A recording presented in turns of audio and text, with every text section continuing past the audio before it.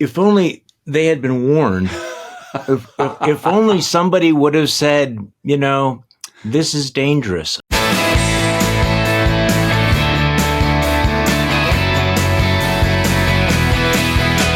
Welcome to the Bulwark Podcast. I'm Charlie Sykes. It is September 26, 2023, and I am joined by my colleague, Will Saletan. One day late. Happy Tuesday, Will. Thank you, Charlie. I was out yesterday for Yom Kippur, but I'm feeling all atoned, rested, and ready. I think a lot of us need a lot of atonement. I think America has a lot to atone for. So I hope you carry the burden for us. Oh, okay, so where do we start today? We have the President of the United States out on the picket line for the UAW. We have the President of the United States out on the picket line. We are headed toward a shutdown this week. Also, the beginning of the Biden impeachment hearings. What could possibly go wrong? But I have to say that I am obsessed with two stories today, and I'm not sure which one I want to start with. Number one, I guess just a moment to reflect upon MAGA world's obsession with masculinity and masculine courage.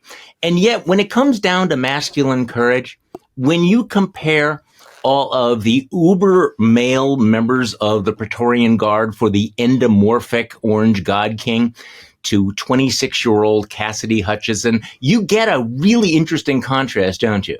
I mean, you think of all these guys that kept their heads down, who came up with all the reasons why, oh, geez, I can't speak out, or I'm afraid of this or that. And then you have this 26-year-old young woman of incredible poise who just comes out and says, you know what? This is wrong. I'm going to testify. And she knew the shitstorm that was coming down on her head, and she did it anyway. I mean, it's impressive, Will.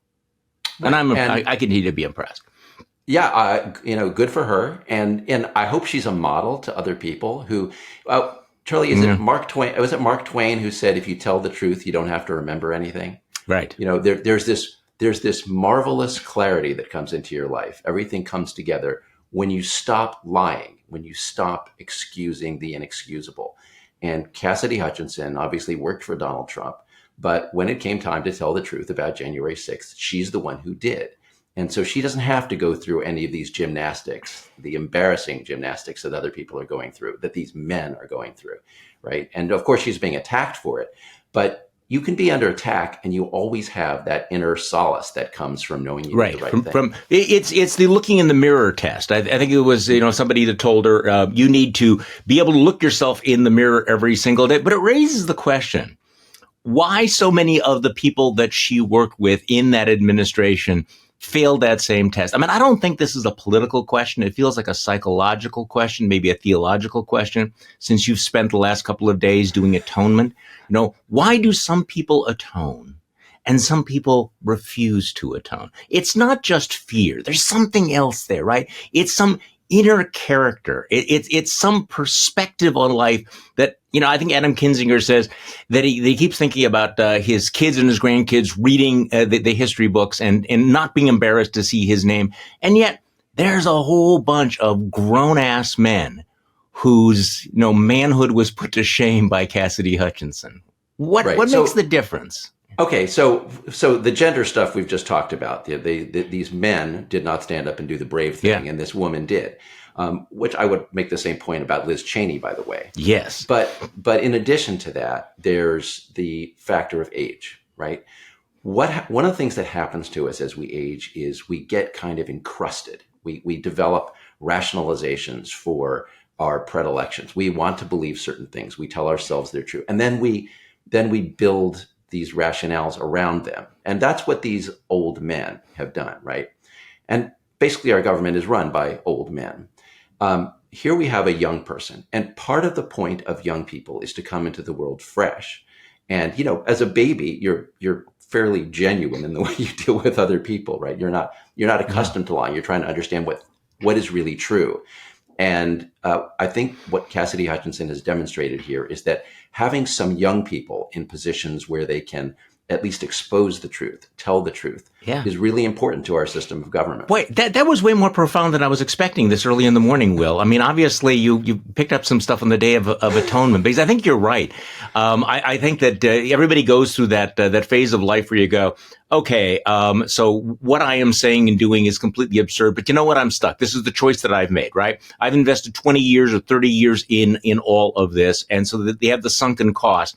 She obviously had some sunken costs as well. I mean, she went into the Trump White House. You know, she adored the president for a while. She's looking back like, what the hell? But it is easier at that point when you haven't devoted decades of your life and built up all of this incrustation.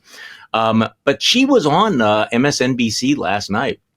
And again, reminded us of rather the incredible poise that she brings to all of this. I'm not trying to gush about this. I really am not. But it is the contrast between her and all the other toadies from the White House, you know, particularly the ones who are constantly talking about irradiating their testicles to make themselves more manly and everything. And then just watch her going out and putting them to shame. Okay, so here's one of the clips from Cassidy Hutchinson from last night. I can't speak to the psyche of I won't say my fellow Republicans, because I do not think that we are a part of the same Republican Party.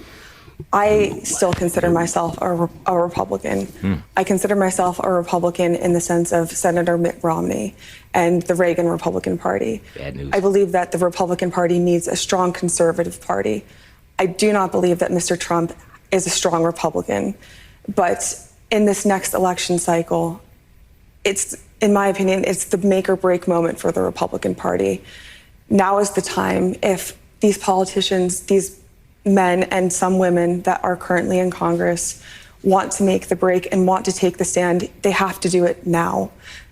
We can't wait any longer for them to do it. I don't know why they're so willing to support him. Yes, you do. I think it's extremely disappointing, and it is not a hard issue to take. We're talking about a man who, at the very essence of his being, almost destroyed democracy in one day. And he wants to do it again. He wants to run for president to do it again. He's been indicted 4 times since January 6th. I would not have a clear conscience and be able to sleep at night if I were a Republican in Congress that supported Donald Trump. And, you know, I think that if they're not willing to split with that, then we're in serious danger for the party. See, part of me is hoping that there are some Republican members of Congress that watch that or hear about that and are actually embarrassed. You know, I'm not going to name any names like Mike Gallagher from Wisconsin or anybody like that, but you would think that they'd be a little bit embarrassed, like this young woman who is saying what they know is true. They all know it's true. You know, but having praised her poise, who's going to break the bad news to her? That, you know, the make or break moment has come and gone. The time for choosing has happened. The Republican Party has chosen all of this. And the future of the Republican Party it's not going to be Mitt Romney. They're not going to go back to zombie Reaganism. I mean, I agree with everything she says, but I feel like we're seeing sort of a nascent never Trumper is like, welcome to this, but we've been out here for 7 years saying this sort of thing. And, you know, it's not just over the mountain. The unicorn is not coming over the hill to rescue us here. But of course, we do have Will here, who's always going to find the pony. Well, the pony this is what old guys like us say, right? That it's over, that it's done. The Republican Party made its choice, right? And and part of the point of Cassidy Hutchinson is to remind us it's never over. It's never over. There is always an opportunity to do the right thing, right? I mean, look, I'll just pull back and say, I was in Yom Kippur for 24 hours, and you're thinking this has been a good experience for you. Yeah, there's always a chance to repent and atone and redeem yourself. And I would point out that she starts off in that clip talking about the Reagan Republican Party, a party that you and I would say is gone, right? But it's not entirely gone. I mean, just to give an example, Mike Pence, the guy that you and I would say, sold himself out for 4 or 5 years, is now saying Pence did give a few weeks ago a very good speech about the Reagan Republican Party and the Trump Party. Right. We've talked about that. And he articulated, and others are articulating, some differences on policy that are also differences in character and principle. And, so there can be movement in that direction. It may be too late for some people to redeem themselves in the history books, But it's as long as there is a new generation coming along, a new generation of young conservatives who can look at this and say, this was a terrible blot on the history of the movement. And we choose to go in a different direction. I don't know about the party, Charlie. I think you make a good point about the party, but the conservatism can redeem itself.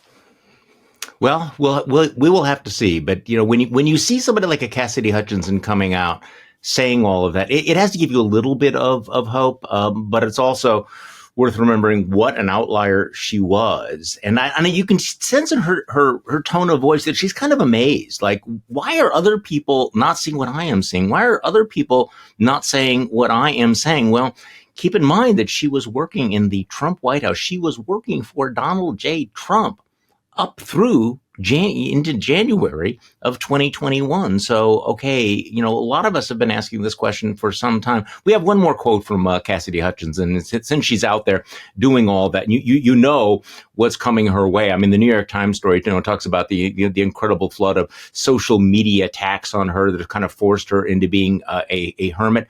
And that they're going to ramp up now that she has a book coming out. Here's the second cut from Cassidy Hutchinson. Looking at the bigger picture here, bringing it back to next year's election, these people very well could be in power again. Yes. And do we want people who have already shown that they're willing and want to overthrow an election, a duly elected president, which is the pinnacle of our democracy? Do we want to put people like that back in power? Do we want to put people back in power that have mishandled and have been showed to mishandle the most sensitive national security secrets that our nation has? That's the question that we need to ask ourselves. Yeah, I'm willing to ask that question. Will, I wasn't planning on asking you about this, but because the polls are getting a little bit boring, but I mean, the polls are, let's leave aside the Washington Post poll, right? I mean, the one that shows, Trump ahead by 9 points, I think that was an outlier, but all the other polls are showing that this is going to be a close race. That Americans are kind of looking at these two guys and scratching their heads and going, yeah, maybe we got to give the guy another shot. So where do you come? I'm sorry to use the phrase. People are saying, why do you keep using the phrase bedwetting? It doesn't seem like an appropriate, okay. You know what I mean? There's a lot of Democratic bedwetting about this. What do you make of these polls? Joe Biden seems to be historically unpopular at this point. Got a lot of negatives, a lot of angst out there. What's going on with you, Will? Well, so here's where I really want to make a point to some of the progressives who respond to people like you and me on social media. Some are followers of this podcast. There's a lot of dismissal of the Washington Post poll. Now, the Washington Post poll is Post poll is an outlier. Yeah. Right? It is it artificially inflates Trump's number to 51%. Trump is not up 9 points on Biden, but he is running even with Biden. Yes. And if you look at the average, that's what he's doing, right? It is not just the Post poll. The NBC just had a poll that just came out, right? And they show, again, Biden's approval is in basically the tied. He's right, but and Biden has lost a lot. He's lost a lot with Black voters, Latino voters, people with a high school education or less. It is not just a poll, and it's not just about this poll and poll denialism. I'm starting to see not just criticism of this particular poll on the head-to-head number, but people are dismissing polls when they don't like the results. Okay. So this is a general problem. And look, part of the sickness of Donald Trump is not accepting negative feedback, not accepting information that says you lost an election, right? Right. So a poll is not an election, but it is a warning. It is talking to Americans. Right. And it can be a quasi-reality check, right? And the question is, how do you respond to the reality checks? Do you go deeper into your bubble of denial? Or do you think, okay, we need to pay attention to this because we have time to address this and deal with it? Or should we pretend that if we don't talk about it, it will mysteriously go away? Right. Right. And it's not going to go away. And if you retreat into your bubble where all your friends on social media reject polls, you're going to be surprised when you lose an election. And we can't afford to be surprised this time, right? We can't afford to lose to this guy. No, we can't. And I know people, don't like us talking about Joe Biden's age, but I did actually come out yesterday with a formula for Joe Biden, which deals with the problem of Donald Trump, but also, Joe Biden, how do you address it? And my take is basically that Joe Biden needs to say something like, yes, I'm old, but he's crazy and he's dangerous. Okay, yes, I am old, but this guy is deranged, he's anti-democratic, and he is fascist adjacent. Just like own it. Okay. I'm the old guy. This guy is the absolute menace. Just basically boil it down. Okay. By the way, we were talking about Cassidy Hutchinson, and the reason that they're going to go crazy about her is because that there are certain targets for the MAGA world that they just cannot resist. And there's something about young women that apparently triggers them. Have you seen the latest MAGA, the latest MAGA crusade jihad? They're going after Taylor Swift because no, seriously, I don't know whether you saw this. I mean, you almost have to have visuals for all of this. So you have Sean Davis, one of the founders of the Federalist, saying, her music sucks because, of course, she's woke now. And Roger Kimball says, and she's homely too. Okay, so yeah, this is a great cause. This is a great fight for MAGA to pick. Let's go after Taylor Swift, because she's not popular or talented or anything. She's not influential or anything, but she's a young woman who's out of her lane. So I don't know. At some point, I know it's a cheap shot, but I am not better than doing the cheap shot. And by the way, I know Roger Kimball. I have had dealings with Roger Kimball. He has blurbed my books. I want to do this, but I do think that it's worthwhile to put a picture of Roger Kimball next to Taylor Swift with his tweet, and she's homely too. Really, Roger, you want to go there? Okay, really. All right. So let's talk about the other big story of the week, which I think is the Robert Menendez. I'm sorry. Go ahead. Before we move on, can we just dub this Taylor Swift insanity TSDS, right? Taylor Swift derangement syndrome. I think that's there's pretty good. A serious case of that going on the right. You've already put that out on Twitter, haven't you? You have to do that. Okay, so the other story, which I think has its comic elements as well, even though it's also got its serious elements, is the Robert Menendez indictment. And I wrote about that in Morning Shots this morning. I mean, look, the thing about Robert Menendez, who is he's temporarily stepped down as chairman of the Senate Foreign Relations Committee. I mean, this guy is a big deal. He's been indicted before. He escaped that by having a hung jury. That apparently emboldened him because it certainly didn't make him more prudent or more cautious, because we have this new indictment, alleging that he and his high maintenance wife were soliciting massive amounts of bribes from these Egyptian businessmen. And so, I mean, on one level, it's a pretty serious case because it sounds like he was accepting these bribes in order to protect the Egyptian government and help his crooked cronies. So that makes it a national security issue. This is not a trivial issue, but the comic opera part about all this is that it's like a throwback. It's old school crook. I mean, the guy has cash, $100 bills stuffed into envelopes, stuffed into his clothing, gold bars lying around his house, a Mercedes Benz. I mean, this is like, I wrote this morning, it's almost nostalgic, where you're not dealing with some, esoteric, there's some, 7 levels of separation, or, here is this, shell company where they transferred money. No, the guy was accepting envelopes of $100 bills in cash from his crooked friends, and he left it around the house. When the FBI raided his house, they found, and this is where it becomes almost cartoonishly corrupt, they found $480,000 in cash, which is, I don't know, do you have that around your house, Will? I mean, you have like a little bit of mad money around your house, you're a little bit worried, right? Under your mattress. $480,000. And by the way, so this is his explanation. Defiant Robert Menendez comes out. He's a Democratic senator from New Jersey. He's up for re-election. He's not going anywhere. And so all the headlines use the word defiant. This is his explanation. Let's play a little bit of this. For 30 years, I have withdrawn thousands of dollars in cash from my personal savings account, which I have kept for emergencies and because of the history of my family facing confiscation in Cuba. Oh, really bullshit. Now, this may seem old-fashioned, no, it seems like bullshit. But these were monies drawn from my personal savings account based on the income that I have lawfully derived over those 30 years. Oh my God. I mean, seriously. Okay. He didn't mention the gold bars, and he's been apparently drawing this out for 30 years, even though apparently the bills that they found have only been minted in the last 10 years.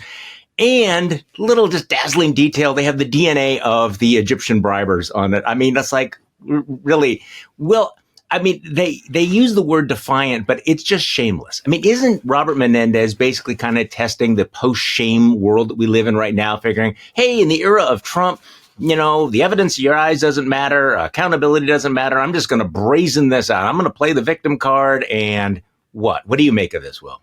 Okay, so first of all, I brought a prop with me. This is the Yom Kippur Prayer book. I was reading this yesterday. Okay, all right.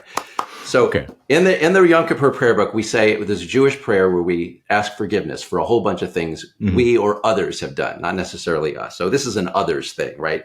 The list literally includes, Charlie, the ways, speaking to God, the ways we have wronged you by offering or accepting bribes. That's literally in the prayer book. Wow, so, okay, that seems very specific. Yeah, there's a little problem though, Charlie. Right after that, the harm we have caused in your world by profaning your name in public. So we'll set that'll be for you next week. But let's go back to the bribes. So the prayer book says, and the Christian tradition says, seek forgiveness for wrongs you have done, including bribes, if you've done bribes. Well, Robert Menendez has plainly done bribes, and instead of asking forgiveness, instead of apologizing or acknowledging, instead of showing the honesty that Cassidy Hutchinson did, he's lying, right? And this, it's absolutely perfect that his excuse is that, you know, the trauma of his family's, you know, in Cuba, right? The government is. So I have done, Charlie, I have done a little bit of research. I have investigated and found the exact village in Cuba where Robert Menendez was born. Tell me called more. New York City. It's called New York City, New York. Okay. So he is not, he was born in this country. He has lived in this country in New York and New Jersey. And he's claiming that because his parents suffered under the Cuban government, that for 69 years, he has been hoarding cash, right? As you point out, it's logically impossible because the bills aren't dated from that long ago. He's got the fingerprints on the envelopes. I mean, Charlie, I just watched literally awkward. Envelopes of, I've been watching The Sopranos. Like I thought envelopes of cash that's gone out. No, Menendez has them. The gold bars that he's got, the serial numbers are traced to the guy that he got the bribes, right? So he's dead to rights, this guy. Yeah. And for him to come out and claim that he's being persecuted as a Latino, absolutely shameless. It's disgusting. It's disgusting because he's lying, because he's a crook. Yeah, right. And it's also insulting to every person, every Latino and every minority who has legitimately been discriminated against. For Bob Menendez to come in and use that excuse when he's a plain, straight up crook. Okay, so just a kind of a weird footnote, and I put this in my newsletter as well. There's kind of a soulmate thing going on with him and Donald Trump, sort of, or at least Trump thinks so, because after he got off on his first felony charge because of the hung jury, this comedian, and I said it was weird, this comedian pranks Donald Trump, who is then the president of the United States. Trump takes his call on Air Force One. The guy says, I'm Bob Menendez. And so Trump is thinking that it is this Democratic senator who just got off on corruption charges. And he's saying, congratulations. We are so proud of you. This is so wonderful. This was so unfair of you. And I wonder whether or not Menendez kind of thinks that, okay, so Trump has been able to brazen out these indictments and actually becomes more popular. I'm going to try to see whether that works for me, even though I'm a Democrat. It won't. But that's where I think the shamelessness comes in. Okay, so what about the Democratic response? Because look, I think the Democratic response seems very different than the Republican response to Donald Trump. There is no progressive liberal media defense or rationalization of Bob Menendez. You're not seeing pushback against the indictments. On the other hand, as you and I are speaking, only 4 Democratic senators, 4, have called for Menendez to resign. Chuck Schumer is hiding in the cloakroom. Joe Biden kind of punted on all of this. So what do you make of this? Why the reluctance? What's the dynamic here? Because I guess I think it's premature to say that, hey, the Democrats have really learned their lesson on corruption. I mean, look how they're lining up behind him. I mean, they're doing much better than the Republicans are, but right now, only 4. Why only 4? Because as you point out, this is dead to rights. This guy's old school crook. Why is this not an easy, you got to go? Well, mostly what I've seen is Democrats saying that he should go. The Senate, though, Charlie, is some. Not. It's a little bit complicated because, the defense of I am, innocent until proven guilty. It's as you point out, same defense that Trump is using, right? If you're going to accept it in one, you accept it in the other. Menendez the Senate is a particular kind of club. And it is true. Right. It is a big problem that senators tend to stick together. Now, in this case, you have the interim step that he was forced out as chairman of the Foreign Relations Committee. Temporarily. Right. And that's only by rule. That's because the Senate has a rule. If you get indicted, you have to step down. So he has suffered a consequence. It's not quite the same as impeachment, but it's a political measure. It's not a legal measure. So, look, I don't want to make excuses for this. Menendez is a crook. More Democratic senators should come out and say so. They will, I think. Yeah. Right. Yeah. But I would point out, Charlie, that at that press conference where Menendez came out and denied it, he had a bunch of people behind him, and none of them, they were friends of his or people who he didn't have a single political figure behind him. Nobody came out and stood behind him the way that Lindsey Graham and other Republicans stand next to Donald Trump as he's under indictment. I think that's important. No, I think that's important. And I think that there's a lot of sort of like looking around, who goes first in all of this. I think the 4, John Fetterman, Tammy Baldwin from Wisconsin, the new senator from Vermont, and Sherrod Brown from Ohio. So Sherrod Brown from Ohio and Tammy Baldwin are both up for re-election. In New Jersey, all the Democrats seem to, with the exception of Cory Booker, so far as of this taping, have said that he should step down because, in New Jersey, they understand what a threat he poses. They have elections this year, right? There are off-year elections in New Jersey. Also have now they will have an alternative. Andy Kim, who's a Democratic congressman, is announcing that he's running against Menendez. So they still have a little bit of time to clean up this mess, and I think they probably will. Even though I don't expect that Menendez is going to do the right thing. I mean, there are people who are just arrogant and shameless, and I think he's one of them. Okay, see, here's the thing that blows my mind about this. It is the stupidity of it. He knows that he's under scrutiny. He's already faced a felony charge, right? He knows they're watching him, and he's stuffing $100 bills into his clothes with his name on it. He has gold bars in his house. The recklessness, the arrogance of it, that also tells me that anyone is expecting that he's going to do the right thing is naive. Right. I honestly, if I were Menendez's attorney, I would cite all of that behavior as compulsive. I would say it is irrational, right? So he does have some kind of compulsion to save money in case Fidel Castro comes to take his wealth. I don't know that we're going to do this. It's totally ludicrous. But by the way, so do we want to run the clip of AOC? If not, I'll just mention it. Because I was referring before, we played the clip of Menendez saying, I hoarded all this money because I was afraid of my, Cuban childhood. But the other thing is he has explicitly issued 2 statements saying that he's being targeted as a Latino. One of them was, he says, this is a written statement from Menendez. It's not lost on me how quickly some are rushing to judge a Latino and push him out of his seat, right? And to the credit of some Democrats, I want to specifically call out AOC here. Alexandra Ocasio-Cortez was asked about that specific statement on Face the Nation, and she said, there's systemic bias. Yes, that happens. But I think what is here in this indictment is quite clear. And it's very important for Democrats to come out and say, just because he's a Democrat does not mean I'm going to defend this criminal. And for Latinos to say the same thing just because he's playing the Latino card. And I would say the same thing about any Jewish person who was accused of a crime and had this kind of evidence against them. Don't come to me and don't come out and claim this is anti-Semitism. You're a crook. Okay, so let's switch to something a little bit more substantive, because maybe we're become numbed by this, that the government is about to shut down on Saturday. Any doubt in your mind that we're going to have a government shutdown? We're going to have one. Nobody's even going through the motions of pretending. And of course, this comes after a week where Kevin McCarthy's, self-gelded speakership turned out to be self-geld. I mean, the hollowness, the level of humiliation for Kevin McCarthy. And none of that, Will, is surprising, right? This was foretold from the moment that he made concession after concession to one lunatic after another. He empowered the bomb-throwing caucus, and now he is shocked that they're blowing up the place. I mean, I love his quote where he says, this is a completely new thing, people that just want to burn the place down. Really, Kevin, a completely new thing. Where has your head been the last 10 years? But an interesting soundbite that I want to play for you from Neil Bradley, who is, I don't know this guy, okay. He's the executive vice president of the Chamber of Commerce. Now, this, of course, is a Republican-leaning organization. These are fiscal conservatives, right? I mean, this is we're not going to the progressive caucus here.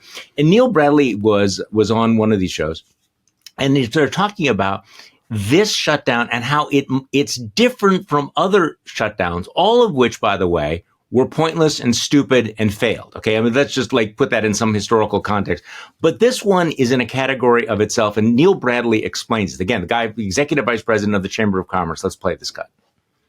If you think about this shutdown that could hit us on Saturday at midnight, it looks a little different than the three most recent shutdowns we've had, or even the 5 shutdowns we've had since 1995. All of them, you can point to something that people were specifically fighting over. Yeah. Levels of deficit reduction, or defunding the Affordable Care Act, or the most recent one over the border wall and funding for it. Yeah. Now, all of those shutdowns, none of them were successful. None of them resulted in policy changes. Relevant. But at least you knew what they were fighting over. I've started calling this the Seinfeld shutdown. It's really not very clear what, if anything, that they're fighting over other than fighting. And, that's what's really disappointing when you look at this and you realize they're going to make a choice here. And increasingly, I'm afraid they're going to make the wrong choice and shut down the government. And it's going to be American businesses and families who pay the price. Well, the Seinfeld shutdown, because it's like, look, what is this actually about? What do they expect to accomplish? I thought that was a really interesting point. Yeah, it is. And you can see the illustration of that Seinfeld problem in McCarthy's response to these Republicans who want to burn down the government, right? They're trying to come up with, and the Senate Republicans are trying to come up with, what is it we can do? And they don't know exactly what they can put in there in a CR, a continuing resolution to keep the government running. So one of them is like, well, what if we take the Ukraine money out? Well, that'll appease some people, right? But what about others here? But they want an 8% cut across the board. They want to cut the government generally. Defund the Trump prosecutions. Oh my goodness, the defund, right? And that is the Trump agenda, because of course Trump has no agenda larger than himself, right? All he wants to do is defund the prosecutors, defund the FBI, and he's got plenty of House Republicans who are with him. And Charlie, enough. I'm not right. I mean, so of course the problem mathematically is the original 20 House Republicans who tried to block McCarthy as speaker. They're still the problem, right? Mm-hmm. And without them, he can't move. Now, but McCarthy has a choice. He has options. So he has, as he described them, the Republicans, the House Republicans, who want to burn it all down, burn down the government, burn down the country, right? He's got that option. Then he's got on the other side Democrats. He just needs enough Democratic votes to combine with the constructive Republicans to pass the rub, right? Right. And he is choosing to work with the burners instead of with the Democrats. And that's all on him. Yeah, but does he have a choice here? And again, I don't think he has a good choice. I don't think there's a good option for him because, if he wants to actually govern, if he wants to, keep the government open, which you would think is one of the fundamental first priorities of the Speaker of the House of Representatives. If he really wanted to do that, he would, in fact, work with some Democrats, find some moderate Democrats, put together a bipartisan coalition to, run America. But if he did that, then he would be accused of betraying the Republican Party. He knows that he hangs by that thread of the favor of Mar-a-Lago. He knows that Donald Trump is sitting on that golden toilet thinking, I can end Speaker McCarthy anytime. And so he can't do it. So I love the one headline that says Trump breaks with McCarthy, demands complete shutdown of government. And so here's McCarthy, who's sold everything to curry favor with Donald Trump. Every ounce of self-respect that he had left, and he didn't have that much left. And here's Donald Trump just basically throwing him, under the bus again. But I don't know what he's going to do here. But I love the phrase. One reason I wanted to play that Neil Bradley phrase is he actually said something that I've said before, that at some point you ask, what are they fighting about? And you can't come up with a really good answer. And because we reached the point where the fight is about the fight. It's not about winning something or accomplishing anything. It's about fighting. And so you see from the point of view of the bomb throwers that there's no way that they're going to get what they want. So and then there's no way to concede, to give them concessions to buy them back into rationality, because really all they want is the chaos. They want the outrage. This is their coin of the realm. They know, Matt Gaetz knows that he is relevant. He's going to raise money. He's going to get clicks. He's going to become more famous. The longer they fight, and it doesn't really matter what they're fighting about as long as they're fighting. Right. And I mean, I have seen this again and again and again. And when you ask, well, boy, this seems irrational because they're going to cause all this damage and they're not going to get anything for it, you're missing the point. For them just ginning up the outrage, ginning up that sense of betrayal on the part of the base, and punching somebody in the face is really all that it's about. Right. And in addition to that, this mentality of just wanting to cause chaos and be fighting all the time and to show your base that you're fighting does not depend on being in the majority. In fact, It's easier if you're not in the majority, right? So the normal political incentives don't work here. In a normal world, if you had people serving in Congress who actually wanted to govern and make policy, right? McCarthy could say to Matt Gaetz, look, if you shut down the government, we're going to lose Mike Lawler. We're going to lose, Brian Fitzpatrick. We're going to lose a bunch of these other Republicans in swing districts. And then we'll be back in the minority. Why should Matt Gaetz care about that? He doesn't care. Right. He's hosting Newsmax. He's a pundit in training. That seat that Matt Gaetz has is just a platform for him, like being a host on right-wing media. So if Lawler and those other guys go down in the election, they don't give a shit. Gaetz is fine. So McCarthy has no leverage over the burners. He has no leverage because they just don't care about being in the majority. This is very insightful. There's almost a certain, you can sense, a nostalgia for irrelevance, because when you are in the minority, you can do or say anything without any consequences, right? At all, right? You are irrelevant. You can be as performative as you want. So there's something a little bit annoying about actually having the responsibility of governance. Some people like Matt Gaetz, they're completely all right with not having any real power or responsibility because it's all the show. And this is part of this world that we live in, where if you understand that the dominant part of the Republican Party is the entertainment wing, all of this makes sense, as opposed to the governing wing where people sit down and go, no, we want to have this policy and this policy and this policy. Okay, so can we move on to the picket line? Sure. This is an interesting moment, and this is historically significant, that the President of the United States is going to be flying on Air Force One to Michigan. Was it in Detroit? Somewhere in Michigan. And he's going to join the UAW picket line. This is, as far as anyone can tell, the first time a sitting president of the United States has joined strikers on the picket line. This strikes me as a little bit risky, because if this strike spirals out of control or does damage, this could come back to bite him. On the other hand, without venturing an opinion on the merits of the strike or the issues here, it also strikes me as a risk worth taking for Joe Biden, because, and we've talked about this before, I've talked about this with Rui Teixeira, the working class is now a political battleground. And Joe Biden is signaling that he is not going to concede this populist working class agenda to Donald Trump, who is prepared to demagogue it. And so he of the golden toilets is going to be parachuting into Michigan as well, claiming that he is the champion of the working man. And Biden is saying, no, I'm not having it. So your thoughts on Joe Biden joining the picket line? I think it's very risky, but it's one of those risk reward calculations. What do you think? How do you balance it out? Well, I think this is a straight up trade of policy for politics. From a policy point of view, the White House should want the president, from the policy standpoint, to stay out of this. Send the labor secretary, to send somebody else, but have Joe Biden be available to broker something, right? Right. But politically, you're exactly right. Biden needs to go there.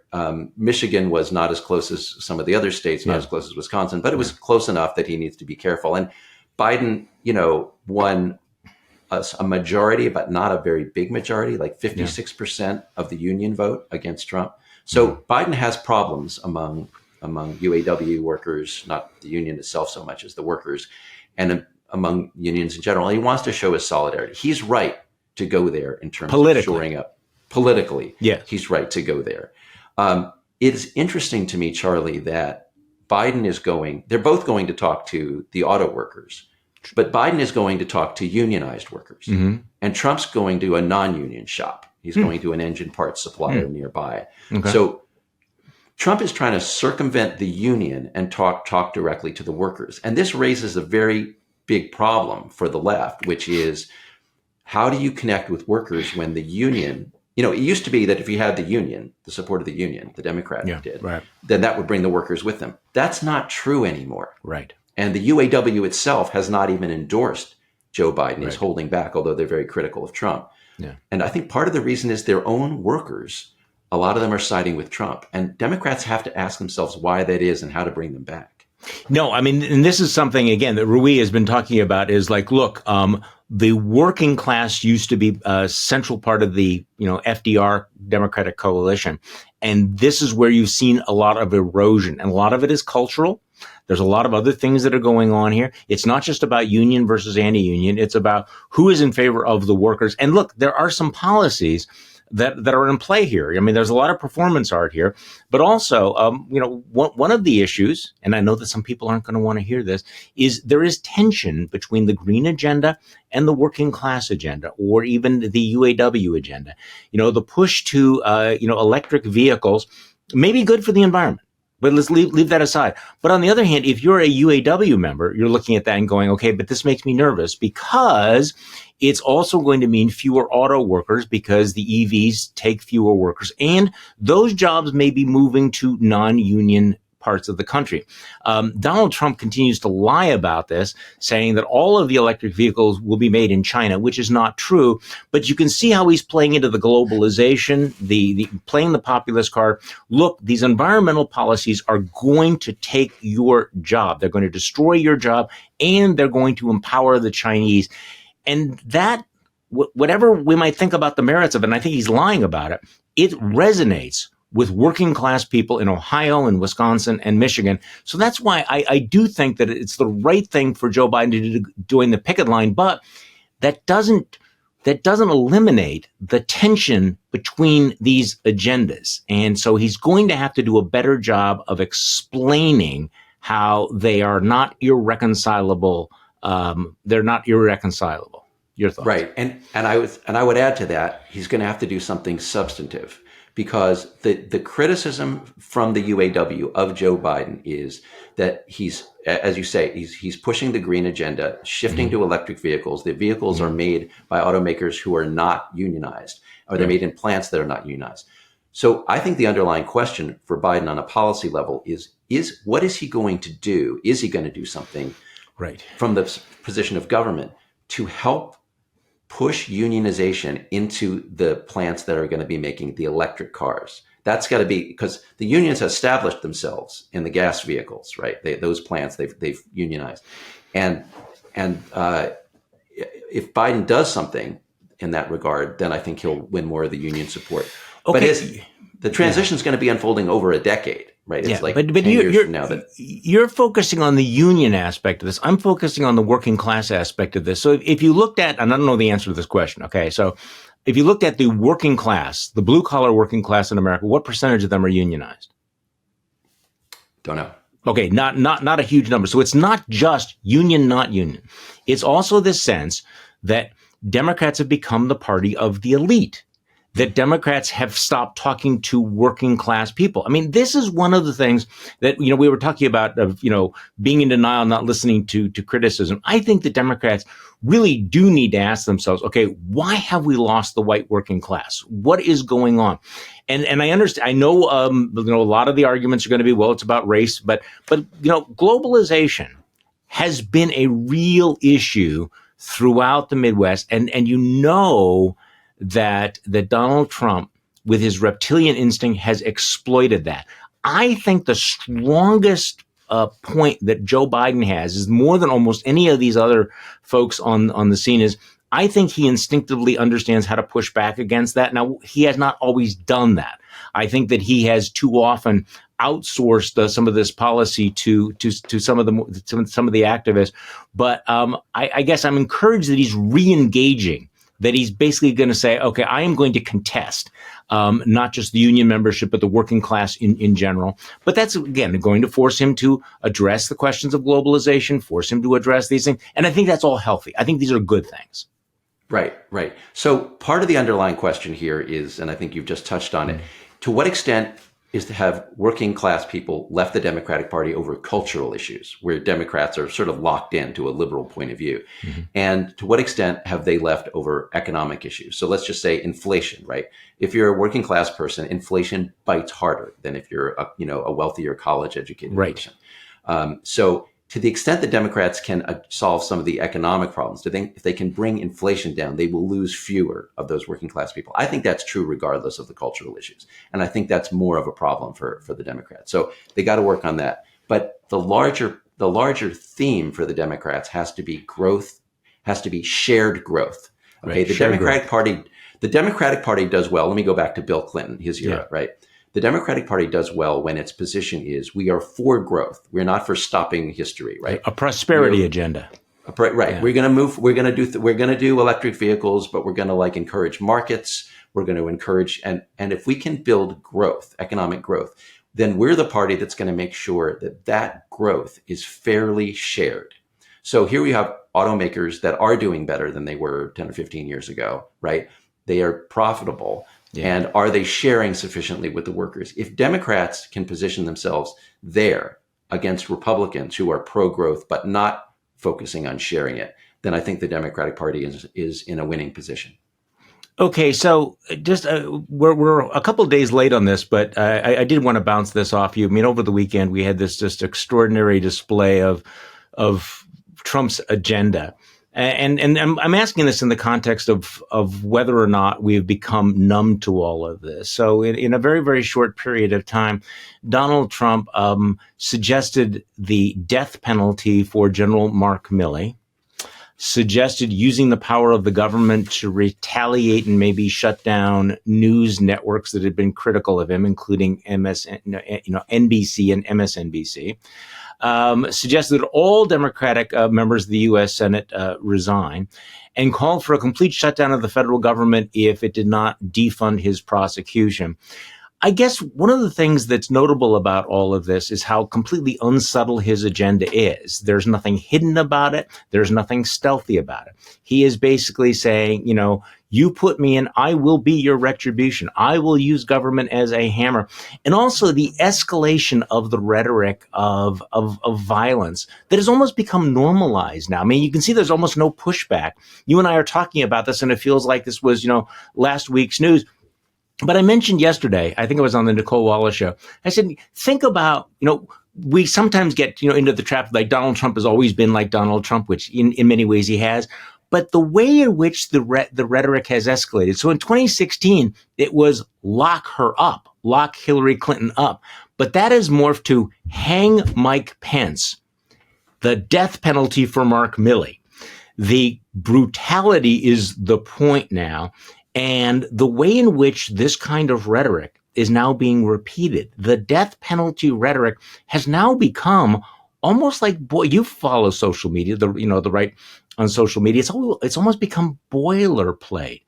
And I just wonder that I kind of feel as if America is at the boiling frog stage, which is like, do you realize how much the temperature has been turned up Have we really normalized this rhetoric of political violence and killing our opponents? I mean, we thought it was pretty radical. We were talking about locking up our political opponents, but now it's, the firing squad for our political opponents.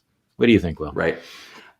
Okay. So first of all, it can't be good for Donald Trump to be saying that Mark Milley should be executed for sharing something with the Chinese. Yeah. But Donald Trump himself, we've discussed this before, is on tape showing a war plan, an American attack plan for Iran to people at Mar-a-Lago. So if after he leaves the presidency, right? After he's left the presidency. So I don't think he wants to be encouraging harsh penalties for people who do stuff like that. But on this subject of retribution, you and I have talked about Trump saying, "I am your retribution. I am your retribution," and we focused on the word retribution. This is disgusting. This is horrifying. This is dangerous.